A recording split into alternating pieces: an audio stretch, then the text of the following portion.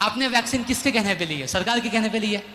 अब वो सरकार क्या कह रही है, जो गवर्नमेंट है वो क्या कह रही है, यदि आपने वैक्सीन ली है तो तुम जानो तुम्हारा क्या होगा, हमें नहीं मालूम, हमने तुमको मजबूर नहीं किया।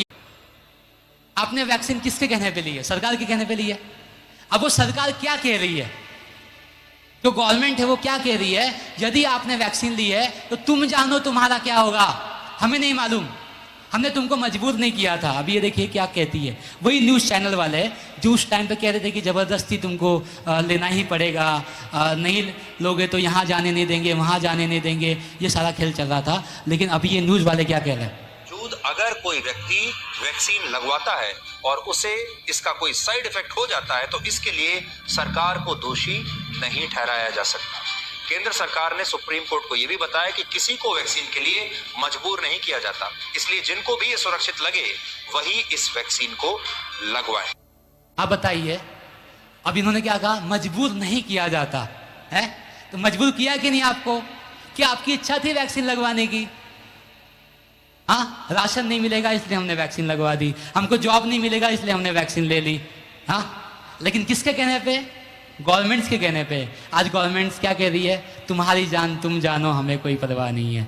अब कौन बचाएगा? अब ये समाधान क्या देते? देखिए, समस्या इनकी, प्रॉब्लम इनका, वैक्सीन भी इनकी, समाधान क्या है जरा देखिए आप। अब इसका समाधान क्या है? समस्या तो हमने आपको बता दी। इसका समाधान यह है कि अब आपको जीवन भर डॉक्टर से दोस्ती करके रखनी है। जितना कमाया नहीं, जॉब के लिए तो आपने वैक्सीन लगवा ली, और जितना कमाओगे नहीं उतना डॉक्टर के पास आपको देना पड़ेगा। डॉक्टर से दोस्ती करने का मतलब पता है ना क्या होता है? फीस लेगा वो, लेकिन यीशु मसीह बिना फीस के आपको ठीक करेगा।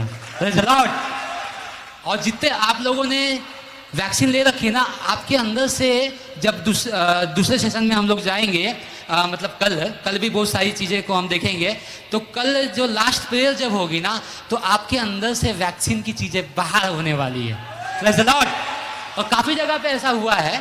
और यहाँ पे हम लोग क्या करते हैं कि लाइव स्कैनिंग भी करते हैं। अभी वैक्सीन के जरिए लोगों के अंदर ब्लूटूथ भी डाल दिया गया है, तो स्कैनिंग होती है लाइव। यहाँ पे स्कैनिंग भी होगी आप लोगों की, और जो जो लोग स्कैन होंगे उनका स्कैनिंग भी यहाँ से दूर होने वाला है।